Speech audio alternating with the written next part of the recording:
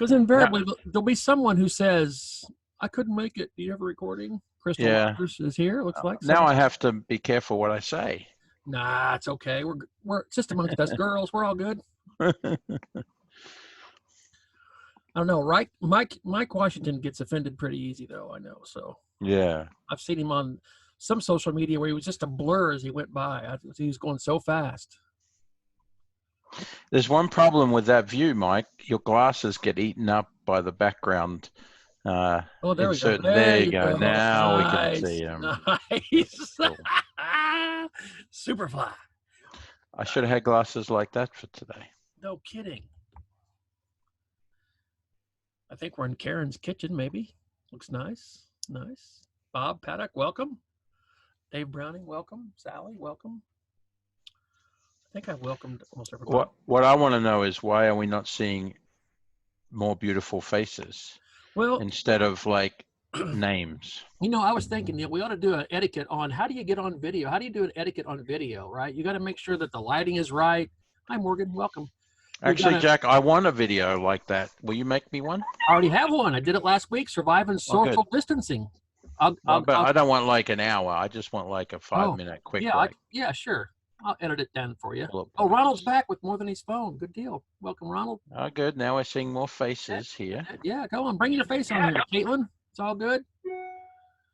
I got the kiddo with me today, so that's why I'm on the phone. Hey, you know what? We're all dealing with that. It's okay. Someone just now registered, Neil. I don't know who it was. Hopefully they'll get an email saying to come on and join us. Oh, yeah, hopefully. I'll let you manage that side of things. Yeah, I will. The kiddos are now referred to as coworkers. Yes, they are. Yes. Oh, that's right. Yeah. Mm-hmm. And your family is now your team? Mm-hmm. Correct. And none of them can get fired, apparently. Well, if you keep them employed, you get more of a paycheck from the government, it sounds like. I don't know. Oh, okay. I need to think about that. Nick Barkley is coming on. He just registered. Good deal. So we had 38, I think, register, 35, 38 register. So I have, what time do we have? I have 11:33, Neil. So may I introduce you, Neil? Sure. Why not? Yeah. So Neil Richmond is a brother from down under for me. And Mindy, you're on mute just because you're trying to talk and it's not showing up. So, are you muted? Oh, no, you're not muted. I don't know what the deal is. Well, she's dialing in on the phone. Oh, yeah. Okay. Well, so Neil and I met probably 8 or 9 years ago, and we've been friends for ever since. Jack, it's more like 12 years ago.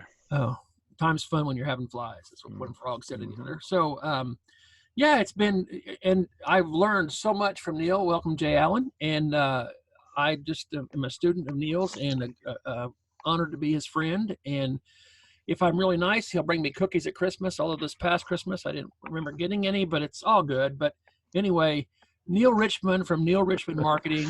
Let's give him a big round of applause. Everybody clap. Clap, clap, clap. There we go. Nice. There we go. Good, good. All right, Neil Richmond, please take it away for the Greater Mooresville Chamber of Commerce. Woohoo! First of all, let me comment on the cookie scenario.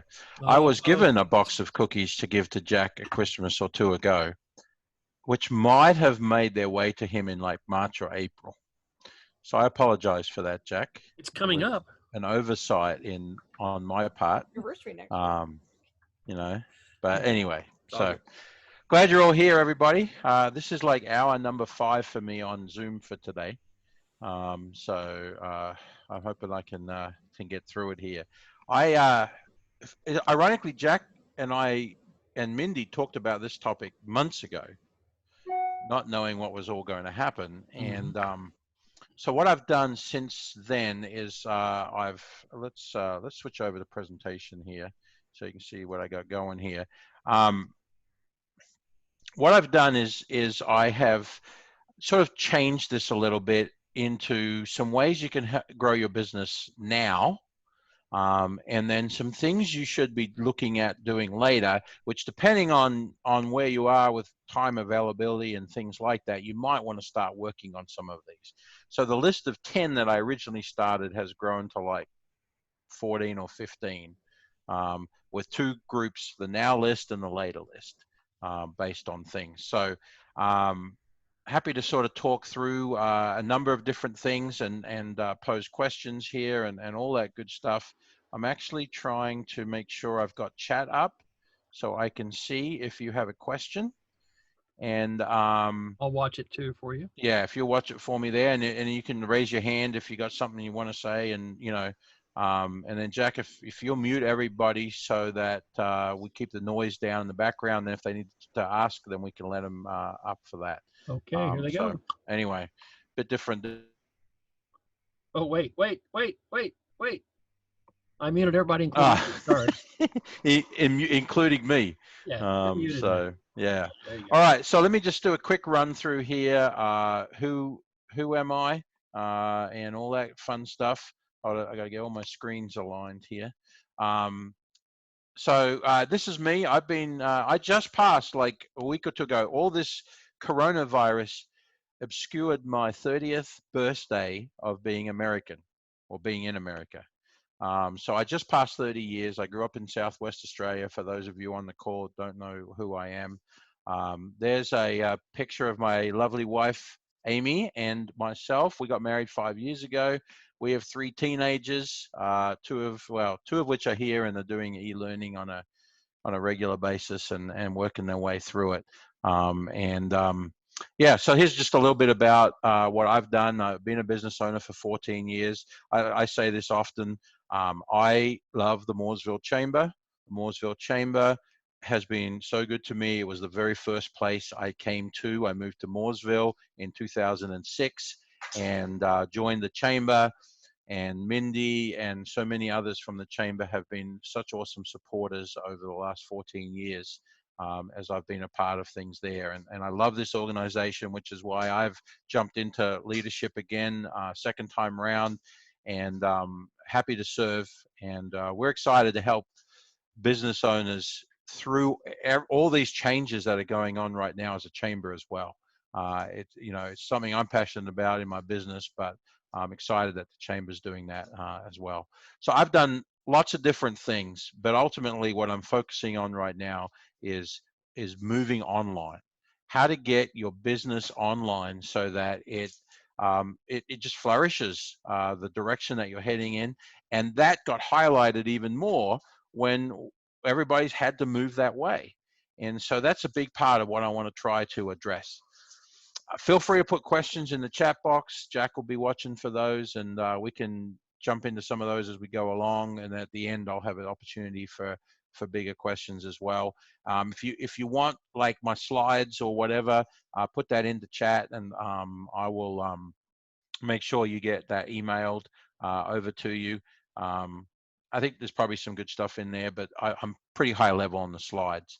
And then there'll be a replay that you can listen to as well. And then at the end, there's a couple of call to actions I want to tell you up front. One, if you need help with some of this stuff and you feel like we need to chat, I've got a URL for you that you can go book a call on my calendar. It's just a quick 15-minute call for us to sort of touch base and see if we really can help. And then the second thing is I've got a Facebook group right now that I'm building out to help business owners with information on how to get themselves online and thrive. And so I'll share that link later as well. But those are the two big things at the end that I'd love for you to take away from all of this. Anybody know what this is? Recognize one of these? I don't know what this is at all. In fact, my wife, lovely lady that she is, built my slides out, and she put a slide in with this on it, and I said, what is that? Apparently a now and later, is it gum? Whatever it is, I'm sure it doesn't cost 25 cents anymore. But it is a good representative of what we're trying to do. It sounds a little bit like bad Chinese though, when you say now and later. I'll eat it now and then I'll, suffer with it later. But what I want to try to do, like I said, is I want to try to help you with some things now. There's some things that I think if you're looking at and focusing on right now will be huge for you and your community. And then later, there'll be opportunities also for some things that you can be working on and continuing to work on in your business that I think will make a big difference with all of that. So anyway, those are some of the things that I wanted you to think through on that. And I think they're important as we look at all of this. So here's 8 things to grow your business and keep you connected. And that's the word I want to use right now, is connected. How can you stay connected now? We've got social distancing. Things are different than what they have been for a very long time. So what can you do to stay connected now is the first part of what I want to bring to you. And I've got 8 different things that I think come into play there. Okay, number 1. Make sure it is easy to contact you. Goes without saying, really, but I will say over and over again, I see it with people to where they just forget the basics, and so now on your Facebook page, on so, website, on anything you've got out there, make it very clear. And I'm not a real fan of 3 different ways to connect with me. I don't think an email usually works real well on most marketing materials. I think a phone number works well and a website works well. And we'll talk more about the website component later, but a phone number and a website is real good. Now, because a lot of what we're doing right now is online, an email works because people can just click on that and usually it opens up their email and they can send it. But in general terms, most people don't want to type in an email address into their email. So here are a couple things to think about with that. Firstly, you'll Google My Business, and I'll come back around to this, but if you haven't focused or taken a look at what your Google My Business is like, Google your own business name and see what comes up there in that box. But like I said, we'll come back around to that a little bit more as well here in a moment. Then chat. Put yes in the chat box if you're still awake, A, or B, if you have chat on your website. I won't know which is which now. But put yes if you've got that on your website. You've got some form of chat available to you, because I think that's a really key thing right now. I see quite a few no's, number of yeses in there. And here's the thing I want to say about that. It's not as scary as it once was. I know a lot of people used to give me a lot of resistance to that. And they would say, ooh, I don't want chat because then I've got to be available, or I've got to have somebody available 24/7 and blah, blah, blah. You don't. I use a solution called drift.com, and they have an app and they have a website that you can be on. I get an email alert when somebody goes to my website to chat with me.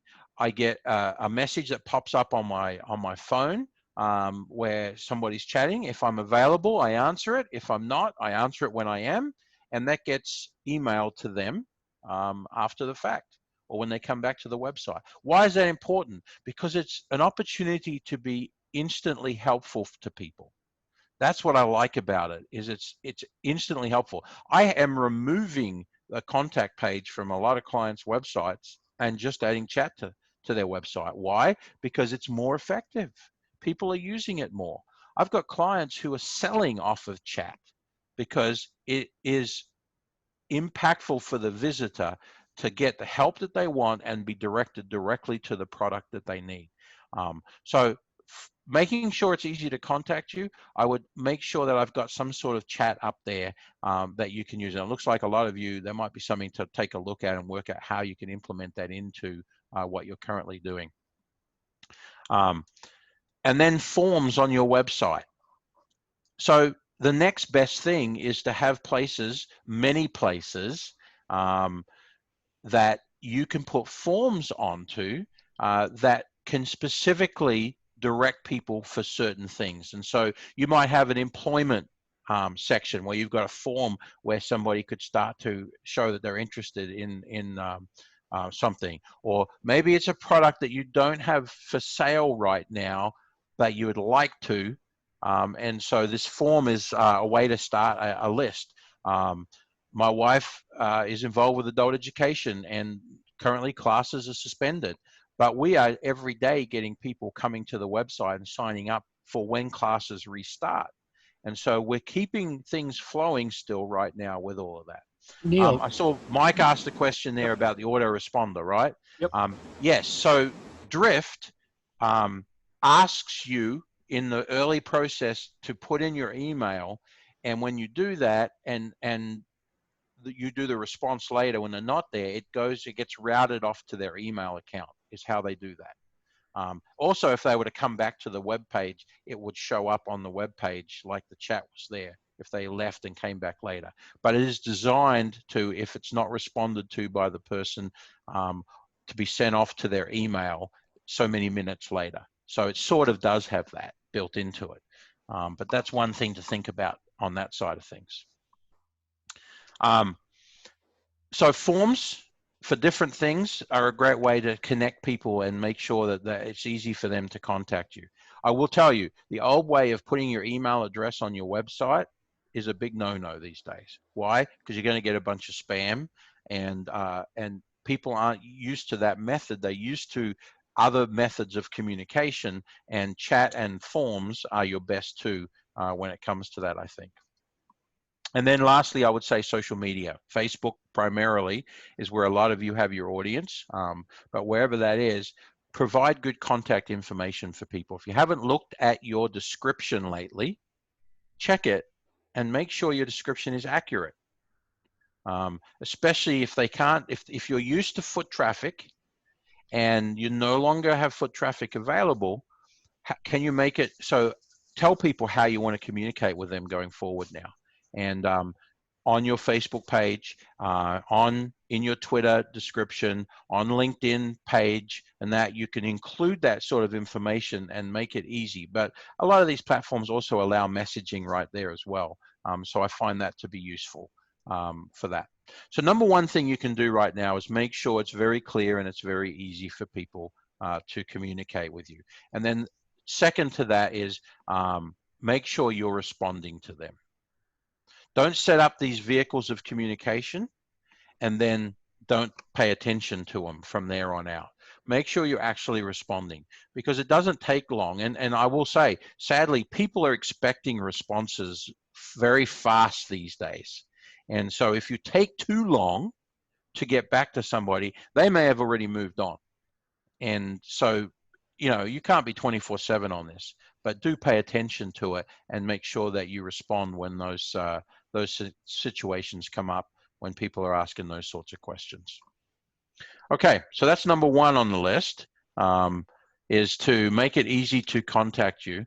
Number two, I would say right now, is make sure you're continuing to build email and text lists. So what do I mean by that? I'm just really saying, make it so that there's a place for people where you can collect their contact information. So they may be interested, they may have come across your site, you may have something available. I recommend giving them something to download or watch and in exchange for that. But continuing to offer good information and collecting that contact information. You may not do much with that right now. But as people have a little more time, I feel like people may be just taking a little more time to go through things and look at stuff. And I may say, I don't need that now, but later on when I will, how will I remember who they are? And now it puts the ball in your court to reach out to them and have a conversation and keep the conversation going there. Jay had a question on the form. Jay had a question, Yep. yes. So on forms, how can you avoid all the spam that comes from them? Well, one way to avoid spam coming to you is to not put your email on your website. Just that's a separate conversation, but don't put your email on your website, because that's where the spam will come from mostly. And then the second thing that you will do is you'll add a CAPTCHA to your form. CAPTACHA, I think, CAPTCHA. I think that's right. And basically what that is it's a Google service that you can add in that, you've seen it, where you have to check a box, or you have to find all the mailboxes. Yeah, the mailbox.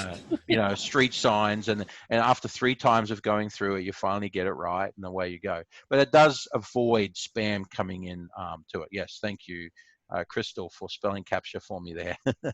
But yes, that's important, because you know, I always tell people it's a good sign that your website is at least getting some sort of visibility when you start getting a lot of junk forms. But it's a bad sign when that sort of causes you to miss out on opportunities because you're trying to sort them out.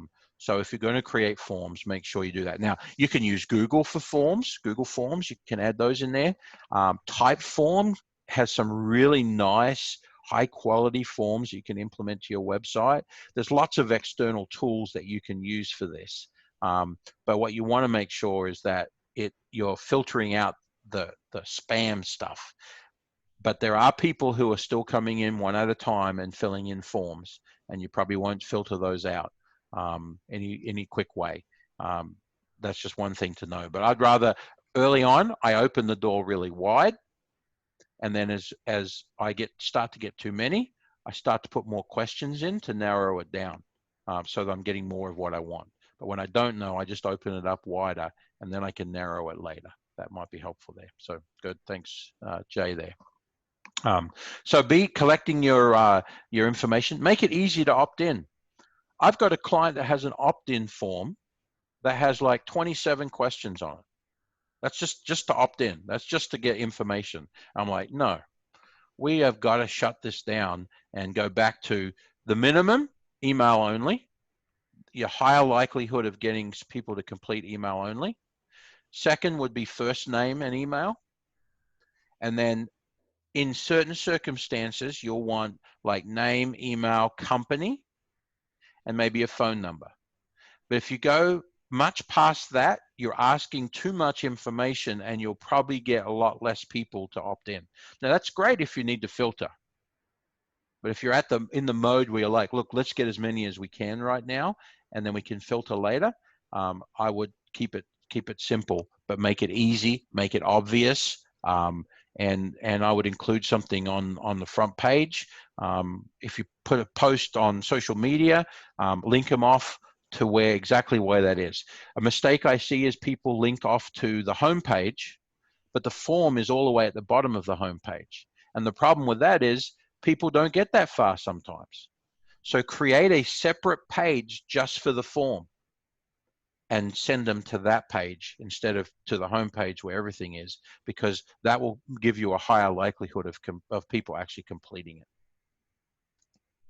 All right, number 3. So let's just back up here real quick. Make it easy for people to contact you. And then number 2, keep building your email and text list, and make that an easy process for people. Number 3, I'm really going to suggest to you right now that you think seriously if you don't have a Facebook group.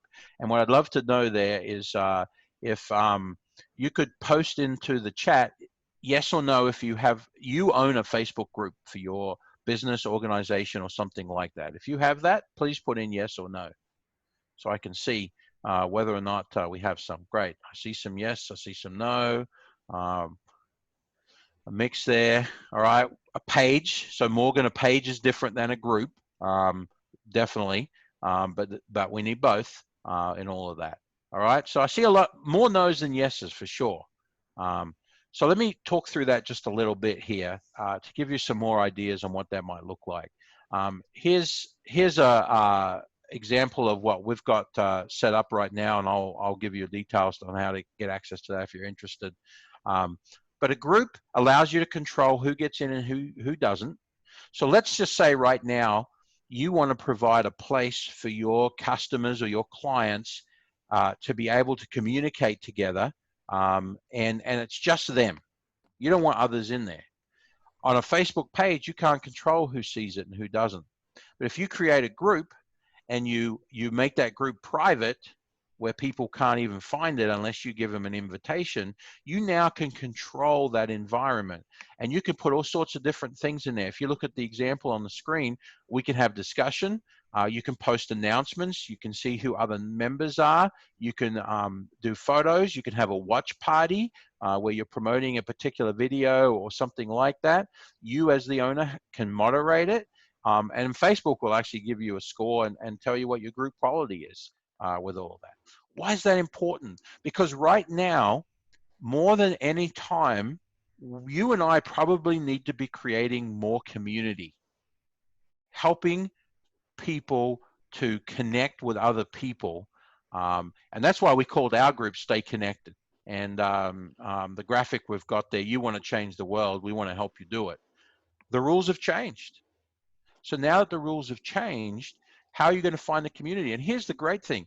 If you start to build a community that is effective, and you start to really drive that agenda, and you start to create great content that you put in that community, videos and resources and different things like that. In fact, we're going to be posting in our community today a social media survival guide, essentially, what to post every day of the week, a formula to help people out.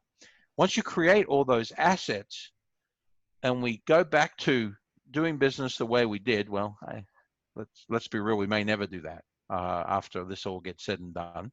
But when that time, things maybe revert back to a little bit of what we used to do, you now have all these valuable assets that you can take and you can download and you can put up into your own community on your website.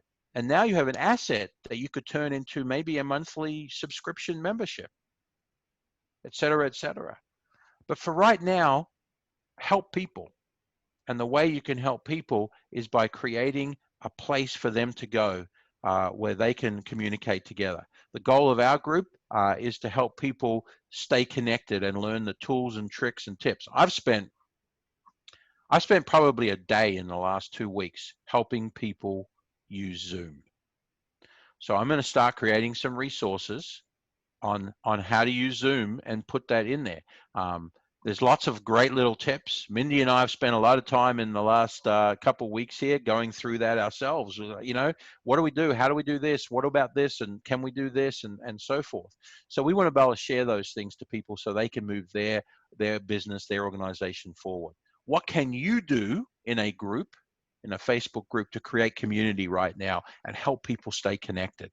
I think that'll be a good opportunity, and that's one thing I would encourage you to think about implementing if you don't already have it, and if you do, what can you do to keep the conversation going on a more regular basis there? Okay, so number 4, I think right now too, you should be staying in front of people with social media posts, maybe more than you have in the past. What can you do to daily put something out on your, now we're going back to Facebook page, or Instagram feed, or LinkedIn feed, and different things like that? What can you be doing that's helpful to people right now, today, that you could be sharing with them and staying in front of them on a more regular basis? And I mean, I'll even lump into this category here. Maybe you need to think about some Facebook ads right now, where you're getting your message out. Because here's the thing, I don't know what the numbers are yet, but my gut tells me people are spending more time on Facebook now than they were a month ago, because they've got more time. Some people don't have things to do. Some people are just bored out of their mind, and some people are just trying to look for something else, in their little world that they've created all of a sudden, and that they're in. So think about that. When you do, be relevant. So what can you do that's relevant right now? I'm going back through some things I was going to do, and I'm shelving them right now because they're not going to be relevant for this moment in time. How can you provide useful information? That's another important one. And then what I was going to say on that too is, like I said, in our Stay Connected Facebook group, we'll actually be sharing a formula out for something to share every day. And I think there's something to be said for that. Most of the time when we do things like that, nobody knows our formula. Nobody knows the secret behind the curtain, so to speak. That every Monday we do this, and every Tuesday we do this, and so on. But it helps you stay more organized, and that's the key to doing things effectively there. All right, so number 5, communicate. Communicate, communicate, communicate. Do you have a text list? If you do, share information out on that on a regular basis. So one of the things, I'll give you some examples of where we're using that. For adult education, the students were attending classes, and they now have some home things. Some of you may have students yourself, and you may be working on on e-learning and different things like that. In a church scenario, our youth group, what we've started to do in our youth group is we're doing online Zoom events a couple times a week for the kids to hang out and that, but every day they're getting a text and they're getting a video message, they're getting a Bible study, scripture, and different things like that. How could you take that strategy and work it for what you're doing? What do you need to communicate right now that people know about? So text, obviously text, 96 to 7% open rate within 5 minutes is going to be your most effective way to communicate, but a lot of you won't have those. So you'll have email addresses perhaps. Average email open rate is 10 to 15%. Some of you are doing way better than that, but industry standards are 10 to 15, so you're going to get a lot less open rates. But are you communicating via that method what is going on in your business and how people should do business with you now, or things that they need to be considering, or helpful tips or different things like that? And then the third thing that I've spent a lot of time on here in the last couple of weeks is putting banners and messages on websites. Do you have something up on your website? Whether it's, you may be working for a company that handles it, but if it's your own website, do you have any sort of message on there right now that explains what your response to doing business is now in the current environment? If not, you should perhaps think about adding something there. And what I've been doing is putting a big red message at the top of the site. If there's more, like a short sentence, and then they have a button to click, and then they can go through to a second page and read a lot more. Last week I spent most of the week setting these up for clients who needed that put onto their website. Communicate. How can you communicate in a way that clearly says, we're here, we're available, this is how to do business with us, or any other details you have right now that can help people to know what's going on? People will appreciate that. I've gone to many sites where I've seen that and been able to know what to navigate, whereas I wouldn't have if they hadn't posted it. Okay, number 6, for those of you who sell online, this is really for that direct selling online side of things. Are you paying any attention to your abandoned website visitors? Now, I guess there's 2 parts to this. There is a selling component.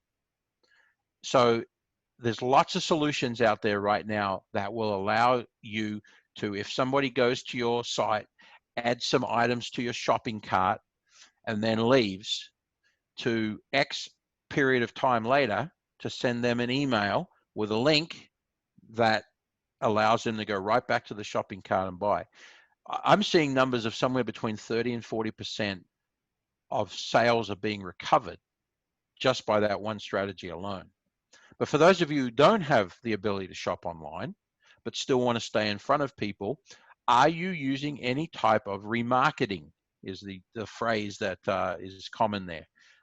What does that look like? Well, there's a number of different things that can come into play here.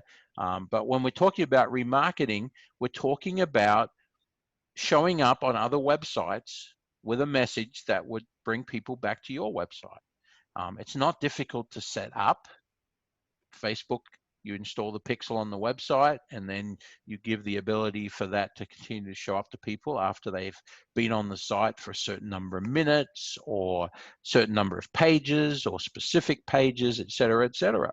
But these are ways to continue to show up in front of people because our attention is so scattered with different things. We need to be reminded often, and one time may very well not be enough for you to capture somebody and draw them in to what you have. And so it's about that repetition that becomes really vital here. So when you do that, you need to be clear, very clear on who you are. This is where branding plays a big part. They've visited your site. You want to make sure you let them know who you are and that you address their pain points. If they came for a certain reason, highlight the reason why they need to come back again. Simple as that. And then number 7 here, constantly produce great content. I'm expecting right now, some of you are probably real busy I think Jay shared earlier that he's got a lot going on for clients, helping them get virtual and all that sort of stuff. So Jay may not have a lot of time right now to sit down and create a bunch of content that he would like to create. But I'm guessing that there's some of you on this call today who are sitting back and going, okay, I have some time now. What should I be focusing on? And I would focus on creating great content. Think about the top 3 reasons why people would work with you, your business, your organization, you as an individual, and come up with a list of ideas of things that they could be doing that would help them right now. What could you do to help them? That's really the big bottom line that you want to help people understand with all of this. And you want to, again, going back to this, you want it to be relevant. You want it to be, ever changing. You want it to be something that is relevant whenever, but you keep updating on all of that sort of thing. And you want to make sure that you do it on a regular basis. Keep it fresh with all of that. Make sure that it's something that people want and need with it.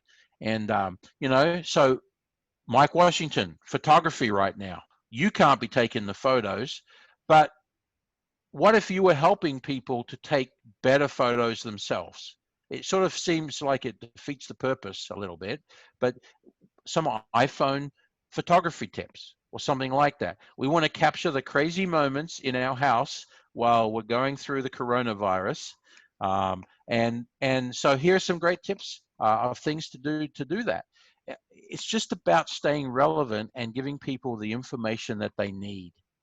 That's the key to it all. And by doing that, you will win lifelong followers versus just trying to sell. And especially for those of you who aren't able to sell right now and you have time, create content is a great way to do that. All right, and then number 8, get your Google My Business in order. All right, so if you're not sure what your Google My Business is, I'm thinking there could be 2 reasons for that. Number 1, you're not in charge of it. So, you have no reason to know that. But number 2 is you haven't paid much attention to it. And like I said earlier, Google your business name and look for a couple things. If when you do that, and by the way, this is the little box to the right, when you do that Google search that has your information in there, when you do that, if you see the words, are you the business owner or something similar to that, that means nobody has actually claimed that business. And so Google is actually giving you a free listing on the internet that you have not claimed. And so what you want to do at that point is you want to click yes to that and claim it. And then they'll either do a phone verification or they'll send you a postcard in the mail. And then after you've done that, you need to flesh out all the questions that they ask, all the details about your business, upload your logo, upload pictures, and anything you can that they're asking you for to flesh it out. Why is this important? Because showing up on the map is important. Now, right now, reviews are off. They've locked up reviews. So you can't be pushing out to get reviews. In case you didn't know that, Google has said no more reviews right now because a lot of people were getting bad reviews because they were closed because of the coronavirus. And that's silly. So Google said, we're just not going to do it. So you can't go out and try to get a bunch of reviews right now. What you can do is get that listing in good shape so that once this all finishes, you are able to show up well and still go back, ask for those reviews. And here's something cool. When you create great content, Google is allowing you to post that content onto your Google My Business listing now.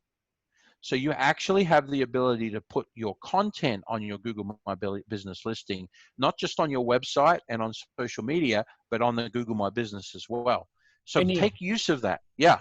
Let's so post content. We're talking about content a few different times, but yeah, let's talk about an example of what content might be. Like just it so could be a 300-word text document that you create with information on it, right? A white paper or something. Yeah, or just like like I could create one, how to optimize your Google My Business, and I'll list all the Right. different Yeah. optimization Okay. steps with all that. Good. That could be one. Two, it could be a video that you record and post. And by the way, if you're wondering how to record good video online, obviously you can always use your phone. But second, I would use a tool called Loom, Loom, Loom. You can record screen shares, and you can record yourself, and very quickly and easily save it and share it. And the website is called useloom.com. Yes, something like that. Yep. Jack will type it in and put it in the body there. Yep, useloom.com. And actually, I want to do a research and find that Ryan Dice with Digital Marketer created an amazing resource. Maybe Jack, you could look for this. Yeah. It's a whole infographic and article on blog post ideas. And he does two things with this, which I absolutely love. So if you're thinking about content, he has categories of content. Be useful content, checklists, and different things like that, how-tos and so forth. And then he has a whole bunch of other categories, which all escape my brain right now, that you can look up. But if you Google digital marketer blog post ideas, we'll be able to find that article and post that in here. But that is a really great place to get ideas, because it doesn't have to just be your words. You can go out and find like top 10 websites in Morgan County that are providing free services right now, and then put that on your site and post that out, and then have links off to them. So that's a list type approach. You could grab a YouTube video from somebody else and embed it, and then put your own commentary around it. There's a ton of ways to do this.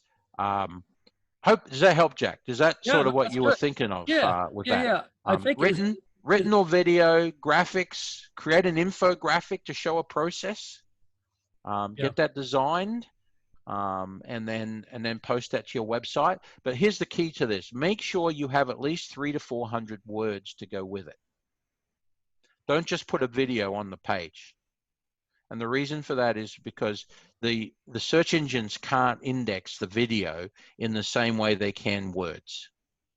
And those words are what will help you in the long run. They may not help you this week or next, but they will help you in the long run to get found for something that you may have completely forgotten about in 3 or 4 months' time. I have an article I posted on something about advertising, and I get thousands of hits a month for this article because apparently I rank on the front page for this term. It doesn't really help me, I will say, but I forgot about it. And all of a sudden one day I looked at my Google Analytics and I saw all this traffic, and I'm like, what happened? Where did all these people come from? And for some reason, certain universities are sending people to my website for this. I'm not going to get clients out of it, but I am getting visibility and traffic because it's showing up in search results. Wouldn't it be great if you created 3 or 4 pieces of great content that would drive you new potential clients during this time? And then as it got indexed by Google over the next 3, 4, 5, 6 months, you ranked on the front page and it was sending people to your website who could become clients. That's the concept that we'd want to have there. And Google, on their Google My Business, actually has information on what you can post and different things like that. But once you have access to your Google My Business, it will show you where you can do that. Okay? Thanks. All right. So that's 8 things right now you can be doing. And if you've got any questions on any of those, feel free to throw them into the chat there. I know we've had a couple as we've gone along, but if there's anything about those in particular I can address, we'll do that. Otherwise, I'll launch on to some of the later things. Yeah, a launch. I'm taking a drink of water though. Oh, that's okay. Water's good. And I'm looking for that digital marketer thing. I can't seem to find it. So if you could forward it to me, I'll forward it to everybody. Neil, that's all right. Yep. I'm sure we can find it here without too much problem. In all that process. In fact, I got another screen here, so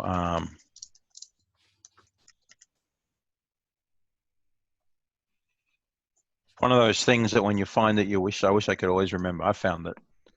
Wow. Already got it, Jack. Yeah, that's why you're here today. Yes, to Google search. Mm-hmm. Mm-hmm. Yeah, this is awesome. So there it is there.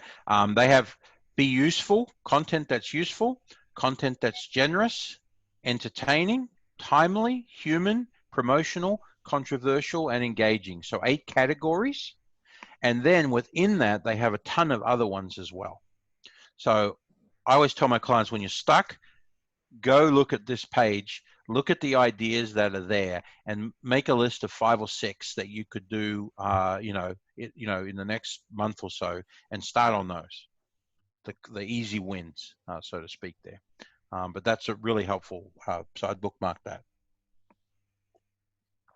All right, let's go on to the 6 things you can do that will keep growing your business as we move forward here. So these are not now necessarily, but they might be, depending on how much time you've got. Right, number 1, continue to leverage social media. But in this case, I would want you to think long term. I want you to think about how you can drive people to your website from social media. Keeping people on social media short term is fine. Long term, you're shooting yourself in the foot. Why? Because social media changes frequently. You wake up one day and everything's different. The way you do business is completely different on that platform. You don't have control over it. So you want to try to get people into your world as best you can. And then secondly, what you're trying to accomplish here is you're trying to help people to self-identify by signing up for something on your website. Or secondly, you would love for people to, at the very least, even if they don't sign up for anything, to be identified by the Facebook pixel, for example, or your Google remarketing tag, so that you can continue to show ads to them and continue to keep your presence in front of them going forward. That's why that's important. And so finding ways to connect in that way is a very important task in the big picture of things there. As always, like I said earlier, be relevant, provide useful information. And so what I do a lot, one of the best ways I do that is I create content on my website, and then I post the snippet of that on Facebook, let's say. And then when they want to read the rest of the article, they click through and they go to my website to read the rest of that article. And so that's a little cycle that you can build out on that. But make sure you're including that in the mix, because that's important for driving new opportunities there. Okay, number 2, and this one I can spend forever on. This is at the heart of everything I believe we need to focus on our website. This is a good time in a way, but big picture, make sure you have an effective website. Because oftentimes you're doing a whole lot of work only to find that the hole in your bucket is your website. Let's not let that be a hole in our bucket. So what does that mean? Here are a few bullet points. Number 1, your design. Make sure your design is a design that is appealing to people. But let's be real, I don't really care about looks as much as I do about effectiveness. So your design should be effective. And what do I mean by that? If contacting you by phone is important, make sure that it's at the very top of your website. Make sure it's very clear. If you are wanting them to buy, have a button that says buy right there at the top of the website, so that when somebody comes, they can click that button and go right where they need to go. Think about the design element of things, and it might be a good time to, and the thing I like to do more than anything on that is actually go out and look at other competitor websites and see what they're doing, and start to make a list of things that I could implement onto mine. Okay, number 2, speed. It needs to be fast. And when I say fast, I mean that front page top section should load in 5 seconds, but really 3 seconds or less. And there's a site you can go to where Google will give you feedback. Just type in Google, speed, website speed check or something like that. And that's really important. Why? Because users won't hang around for a slow loading website. And then secondly, Google has said they will not index slow websites as well as fast websites. So that right there is good reasons in my book to make sure you're running speedy. How do you do that? That's a whole nother topic, and all of that. But you've got to make sure that that happens. Let me ask you a question. Let's just say somebody on this call or on the recording wants to say, hey, you know, I'd like to have Neil come look at my stuff, right? How would they get a hold of you? So here's what I'm doing. The simplest way for me right now is to I'm put it in chat here. If you want me to sort of, let's have a conversation is all I'm saying, I guess. neilr.me/15. It's a 15-minute call. You can book it on my calendar for when it works for you, and we'll have a chat, and we'll try to see if we can solve some problems. It's quick, to the point, and it's designed to get to the heart of what you may need and to decide whether or not it's something we can fix. So that's the best way. neilr.me/15, my quick 15-minute call to help you with anything that we've discussed. Everybody, please notice that Neil spells his name funny. He talks funny and he spells his name funny, but it's worth a reach out to him. How do I spell my name funny? Well, Neil. A lot of Neils. What's wrong with that? A lot of Neils are Neal. Well, they spelled them wrong. Oh, I didn't think about that. Yeah, okay. Yes. And I don't put my last name in there because everybody gets that wrong. Yeah. They spell Richmond with an O instead of a U. So that is spelled funny. So anyway, I cursed my son with 3 names that nobody can spell. Richmond, first name Jackson, Jaxon, and middle name Volker, Volker, a nod to my German father. And so, he's proud of it, but most people can't spell all 3. So, he's going to have fun with that for the rest of his life. So design, speed, and then the third thing that you need to think about is your calls to action on your website. Most people don't ask their visitors enough, if at all, to take the next step of the journey with them. So decide, what is the primary objective of my website? I want somebody to complete this form. Okay, great. Make sure that's everywhere on the site. If my primary objective is for them to go buy at the store, great, do this. If it's to book an appointment, make sure you make that very clear. I put it up in the menu. I put it throughout the homepage. I put it in the footer. I put it on all the internal pages. So no matter where I am, I can always see, this is what you want me to do. Great. It's a one-click access, very short and to the point to where you need people to go. If you do that, you will improve your website and you'll improve the results you get out of your website. That is for sure. And then the other thing is you need to be constantly maintaining that website. A number of you are involved in businesses that are on here that are what I would call maintenance businesses. You can't just set it and forget it. You can't just get the thing rolling and then never worry about it again. Your website, you should look at it like an automobile or anything. Like, Jay's got a number of pieces of equipment he'll help you set up in your business, but if you never pay attention to them after the initial installation, you're going to have problems sometime down the road. A website is that way as well. You start to slow down. You start to have cracks in it that people can work their way in and create havoc on your site. The user experience goes down, the website goes down, and now you've lost opportunities. So you've got to make sure you're keeping that focus with that on your website. And then segueing into point number 3 here, which totally moves into the next piece of the puzzle. You've got to make sure that it's mobile friendly. I don't know what your numbers are, but when I look at a lot of client websites, I'm seeing that they are anywhere from 60 to 90% mobile traffic. Google Analytics will tell you that. And if that's the case, make sure that you're looking at the way it is viewed and your calls to action and everything on a mobile device. When we build websites, we'll sometimes build the mobile version of the site to be different than the desktop. Why? Because it doesn't make sense sometimes to convert a desktop to a mobile because everything gets knocked out.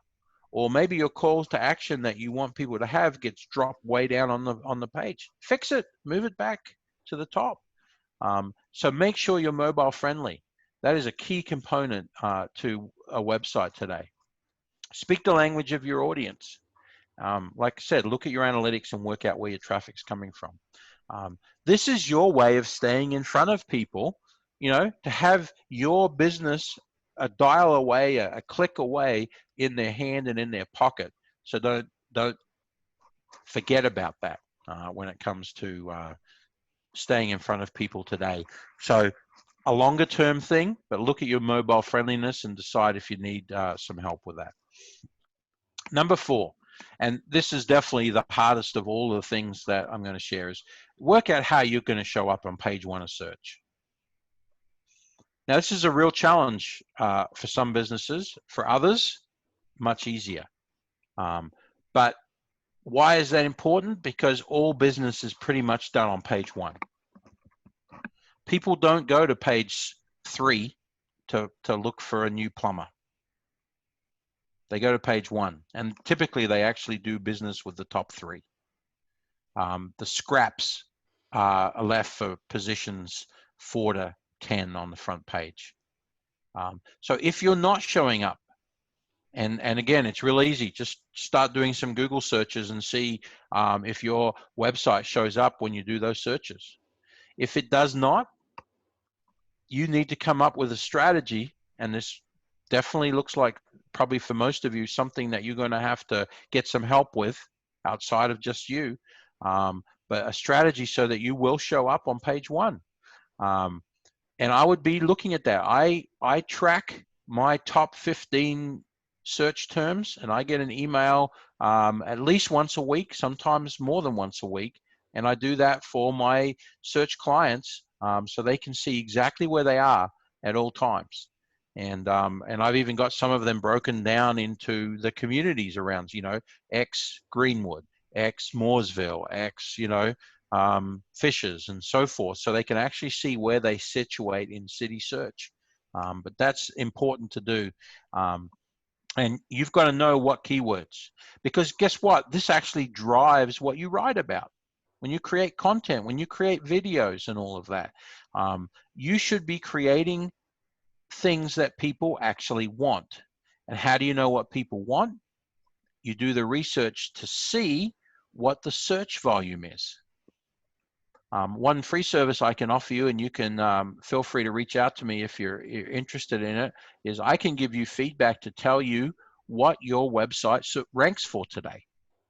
I can give you a report that shows you exactly what keywords you show up for and what number you rank between 1 and 100 for those keywords.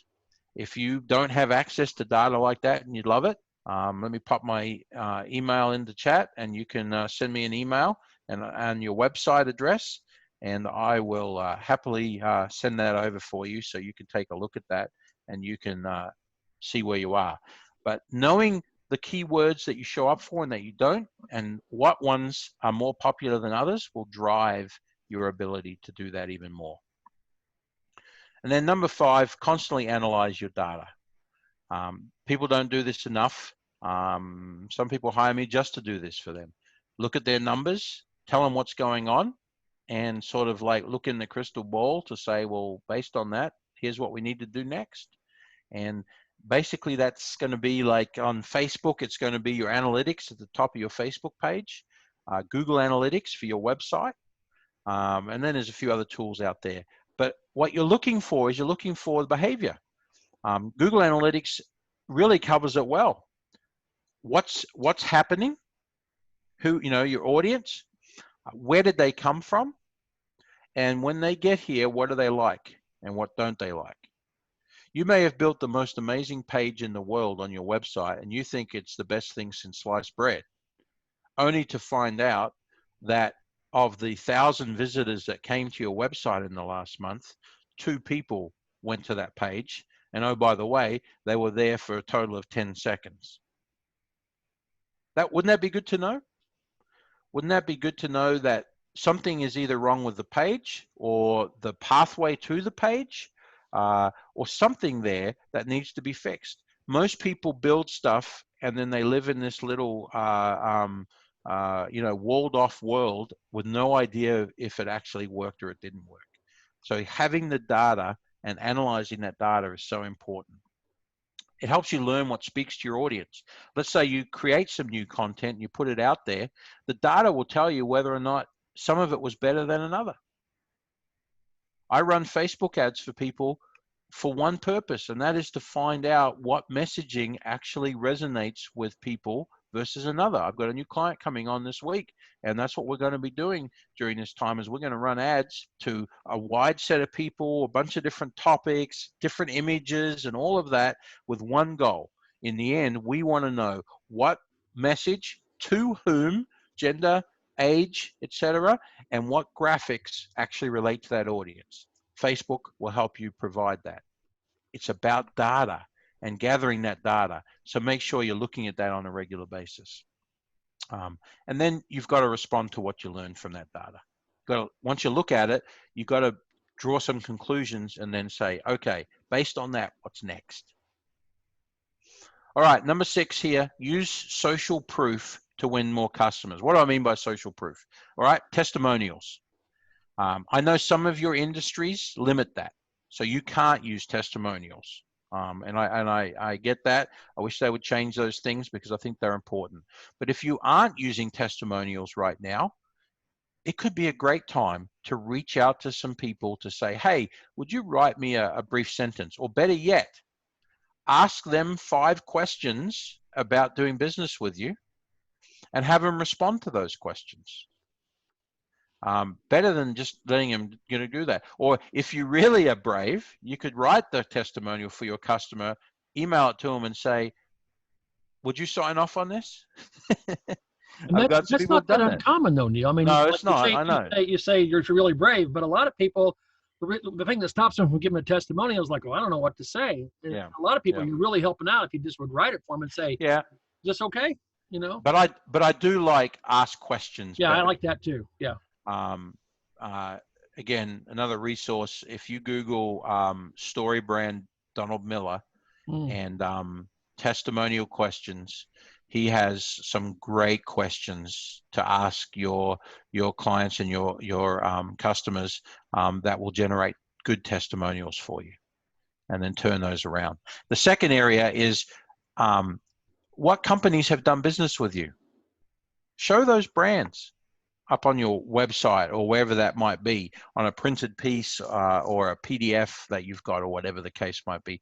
Be proud about who you've done business with that others may recognize, because our brains work in a weird way, and sometimes all it takes is one little logo, and when they see that logo they go, oh, well, he's done business with X, then boy, I should be doing business with them as well.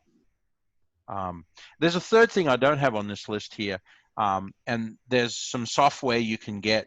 I think Use Proof is one of them, and what it does is down in the bottom left corner, it shows a live feed of people who have signed up for something or bought recently or joined or whatever that is, and it just keeps feeding this little list of people through, and that has a very effective way of doing things there.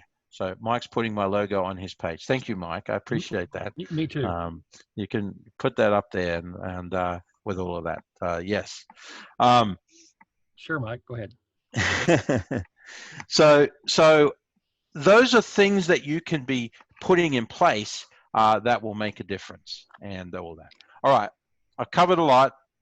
I'm usually a fire hose with these things. But what I want to try to do is get you thinking, because my goal always is, let me give you enough information so that you can identify 1 or 2 things that were like, yes, that's something I know I need to do. And then you can zero in on that. Forget the rest. But if you could pick 1 or 2 things, that would be awesome. Okay. All right. Questions. Do you have any other questions? Did something pop up that you're interested in knowing more about, or something that might be useful there? Here's again, the contact. If you want to book that 15-minute call on my calendar for us to have a little more of a chat about how I might be able to help you out with something you need right now, neilr.me/15. And then if you want to go to the Facebook group and join us, no strings attached. You can leave whenever you want. You can check out what's going on, facebook.com/groups, and then that big old number. I'm going to post that in chat because I think I have a much easier format than that. I do. Why did you pick a number? Why is the number there? Oh, I didn't have time to mess around with it. Every name I wanted for that group were gone, and so I gave up and I just said I'm leaving the number for right now. I'm going to do a neilr.me short link to it, but I haven't got there yet. Okay. But that's it. You can click on the link in chat and that will get you there as well. Questions. Maybe we don't have any. Neil, here's what I would love for you to put into chat. Yeah. What are you going to do? Out of everything we talked about today, what's the 1 or 2 things that you heard that you're going to implement in the next 30 days? That would be useful information for me. Jack, yes. Question? Well, while they're thinking about their question, and while they're thinking about what thing, I just want to say thank you so much for coming and doing Business Boost for the Morning Chamber and sharing your heart out, gosh, I got 4 pages of notes in my journal here, and there was probably more that I couldn't write down because you're just giving so much good information. So that's more pages than I have. Well, I write big, so yeah. Jack's notes are a work of art. In case you don't know that, his notes are a work of art. I keep building. For me, I'm not going to put it in chat, but I'm going to keep building my email list, okay. Especially text list. That's a big one for me. And then make sure my contact, because I've never Googled my business, because I have a business mailing address, which is a PO box, and I've got my home, should you use that if it's your home? Well, you can have a Google My Business with no actual physical address listed on it. Oh, you can. So you can use your home, but just don't make that public unless you want people to show up at your home. No, not really. With all of that. But yeah, you know. That's going to be difficult though, because Google My Business is going to send out a postcard for you to verify, and you won't be able to verify if they don't have your address. No, so on the back end, you put your address on, but you actually give them address, but you indicate there that this is not to be published. I forget how they word it now. They changed it.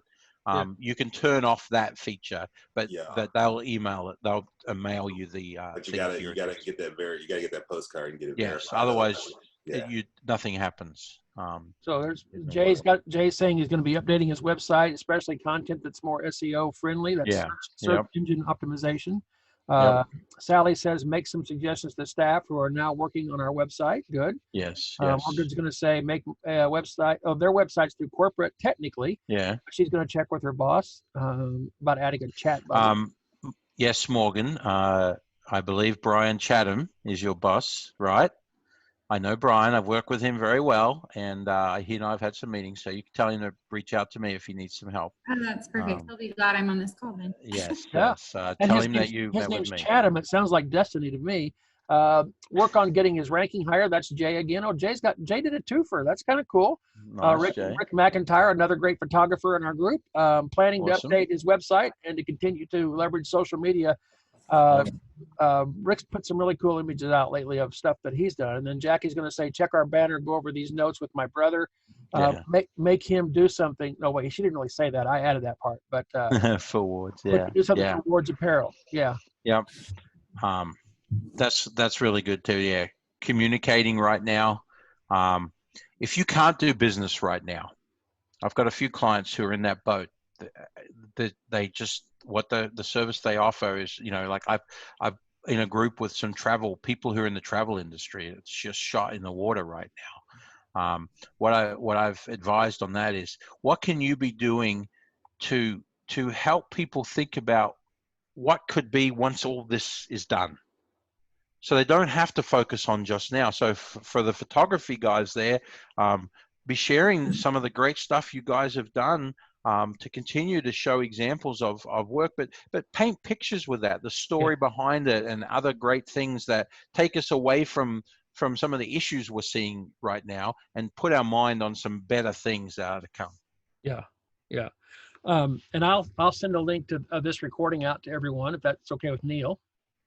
Oh yeah, yeah. Yep. All right. Okay. Good. Yep. And if you're part of a group that would like a presentation like this, yes, happy to do that. I've been helping people, like I said, with Zoom and how to do trainings online and create places to house that and all that sort of stuff. These are things that I think are really relevant right now. And so if you need any of that, reach out for sure. Yep. All right, everyone. All right. Hey, thank you, Neil. Thanks everyone for being here. It's been a great business boost. Mindy, thanks again for allowing us to be there and yeah, you're welcome. The chamber. I'm a little sad nobody was actually eating lunch while we were doing this. Maybe you're all embarrassed to do that or something. I don't know, but I mean, this is you know, you're good. We were waiting for you to deliver it. Sorry.